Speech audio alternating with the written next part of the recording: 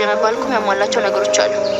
ለምሳሌ ምንም አይነት ቫልዩ አድ ሳያደርግ ከገበሬው እየጫነ ቢያስረክባችሁ የቦታ ለውጥ ስላደረገ ብቻ የትራንስፖርቴሽኑን የራሱን ሰርቪስ ኮስት አድ አድርጎ ትርፉን አስቶ ጨመር አድርጎ እናንተ ዘንድ መቅረብ አለበት እንበልና አንድ ቡና አቅራቢ የራሱን ቫልዩ ከፍ ማድረግ ሲፈልግ ቁርጥ ወይ ፈሽታ ያቀርብላችኋል። ምን ለማለት እየፈለግሽ እንደሆነ ምንም ግልጽ አልሆነልኝም። ምን መሰለሽ፣ እነዚህ ሰዎች ነጋዴ ለመባል ቢያንስ የሆነ ወጪ መውጣት አለባቸው እያልኩሽ ነው። እሺ እስኪ የተወሰነ ግልጽ አድርጊልኝ። ቆይ ሱፐር ማርኬታችን ውስጥ 1 ኪሎ ፓፓያ ስንት ነው የሚሸጠው? 90 ብር። እናንተ ስንት ነው የምትገዙት? 70 ብር። የጫኙ የአውራጁ የትራንስፖርቴሽን ተጨምሮ እናንተ 10 ብር ትርፍ ታገኛላችሁ ብንልስ? የተቀራረበ ግምት ነው። አየሽ፣ ገበሬዎች ግን ወደ ቤታቸው ይዘውት የሚገቡት በ1 ኪሎ ከ30 ብር አይበልጥም። ስለዚህ ድርጅት የሚገዛው ዋጋና ገበሬዎቹ የሚሸጡበት ዋጋ ላይ 40 ብር ልዩነት አለ ማለት ነው? አዎ።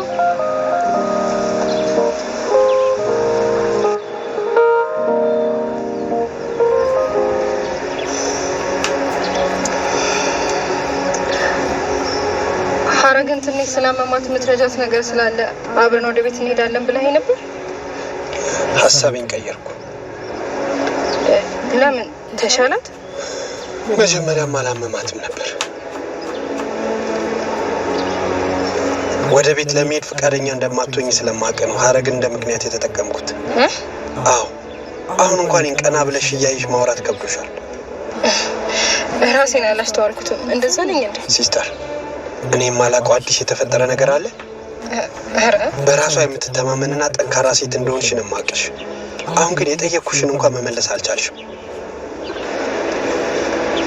አሁን ድሮ የምታውቃት ሲስተር ነኝ። እንደዛ ከሆነ ፈርተሽ ሳይሆን የሆነውን ለመናገር ፈቃደኛ አይደለሽም ማለት ነው። ዶክተር፣ ሀረግ ከየትኛውም ጊዜ በላይ ሰው በሚያስፈልጋት ጊዜ አብሯት ከሚሆኑ ጥቂት ሰዎች አንቺ አንዷ ትሆኛለሽ ብዬ አስቤ ነበር። ትክክል እንዳልኩኝ እኮ ይገባኛል። ግን ሲስተር፣ ቤት እየመጣሽ አይደለም፣ ስራ ቦታ ደግሞ አዲስ ባህር እያየሁብሽ ነው። በሰበብ አስባቡ ከኔ ለመሸሽ ነው ምክንያት የምትፈልጊው። ይሄ ለምን እንደሆነ እንድናወራበት እፈልጋለሁ። ያው ለራሴ ትንሽ ጊዜ መስጠት ፈልጌ ነው። ስለዚህ በግልጽ የተፈጠረውን ለመናገር አልፈለግሽም ማለት ነው? እኔ የምነግርህ የለኝም ዶክተር። እኔ ግን የምጠይቅሻለኝ። ምንድን ነው? ዘበነ፣ ማዘርን የገደላቸው ዘበነ ነው። እኔ የምልሽ ደላላ ነው ያልሽው? ሳይቆፍር ሳያርም ሳይሮጥ ሳይደክም ምንም አይነት ወጪ ሳያወጣ አስማት በሆነ መልኩ ሌሎች በተሻሻሉለት መጠን ትርፉን የሚወስደው እሱ ነው። ይገርማል። እስኪ ወደ ፖይንትሽ። ይህንን ልዩነት ማጥበብ አይደለም ማጥፋት ከቻላችሁ ድርጅታችሁ ከምታስቡት በላይ ትርፋማ ነው የሚሆነው። አስደናቂ ሀሳብ ነው። ግን እንዴት? በቃ ከገበሬዎቹ ጋር ለማንም ጣልቃ ገብነት ቀጥተኛ ግንኙነት መፍጠር ነው። ሌላው ደግሞ የሚያስፈልጋቸውን ነገር በህጋዊና በቀላሉ መንገድ እንዲያገኙ መንገድ መፍጠር ነው። ይህንን ማድረግ ከቻላችሁ ምንም አትጠራጠሪ፣ ከምታስቢ በላይ የሆነ ለውጥ ነው ማየት የምትችሉት።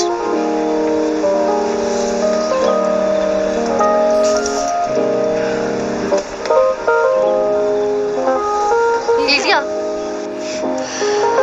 እያንዳንዷን ቅጽበት እኮ እየሳልኳት ነው። ካልተሳሳትኩ አሪፍ ይመስለኛል።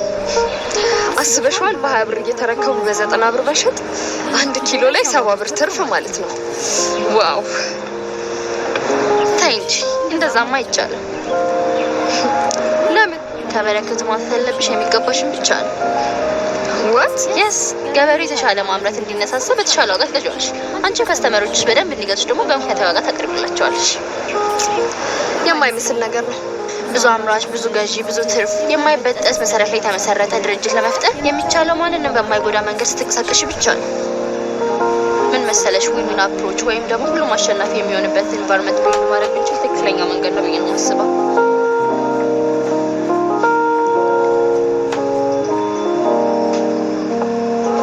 ደግሜ እነግርሻለሁ፣ ማዘርን የገደላቸው ዘበነ ነው እያልኩሽ ነው።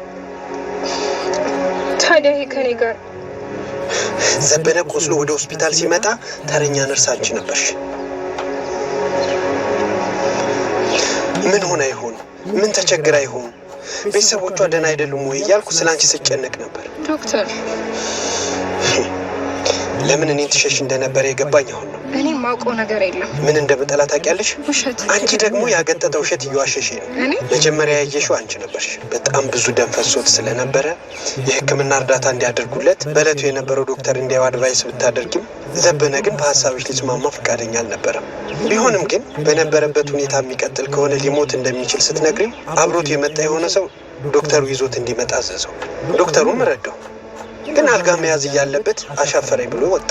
ቆይ እንዴት ይህን ሁሉ ነገር ልታውቅ ቻልክ? የማምናትና የምተማመንባት ሲስተር ትርሲት ነግራይ ቢሆን ኖሮ ይህኔ ነገሮች ሌላ መልክ ይዘው ነበር። ግን እሷ ለመናገር ፈቃደኛ አልነበረችም።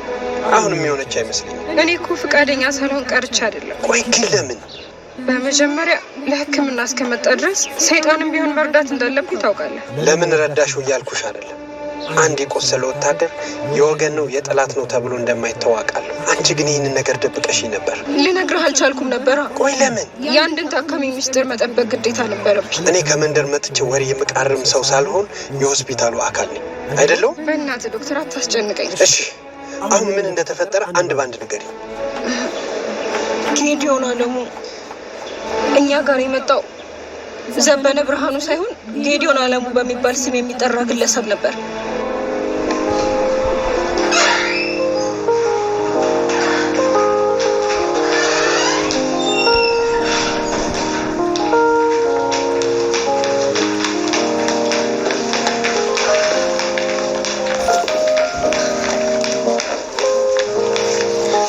አስደናቂ ቀን ነበር።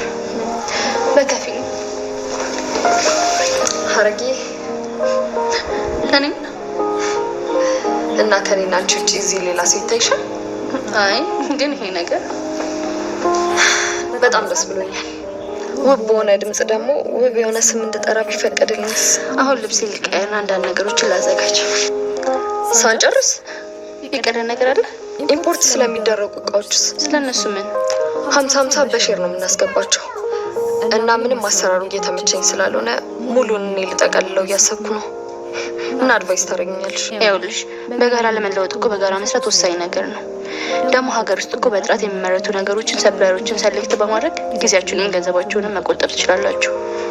ልብ ካልሽ እኮ አንዳንድ እቃዎች ከዚህ ኤክስፖርት አድርጋችሁ ያለምንም ደግሞ ለውጥ እንደገና ኢምፖርት እንደምታደርጉት ልብ ብያለሁ። ኢማጂን እዚሁ ቀጥታ መረከብ ብችሉ። ስለዚህ ቢዝነስ ፕላኑን ልታዘጋጅልኝ ይቻለሽ? ደስ እያለኝ አሁን ልግባ። ትችላለሽ።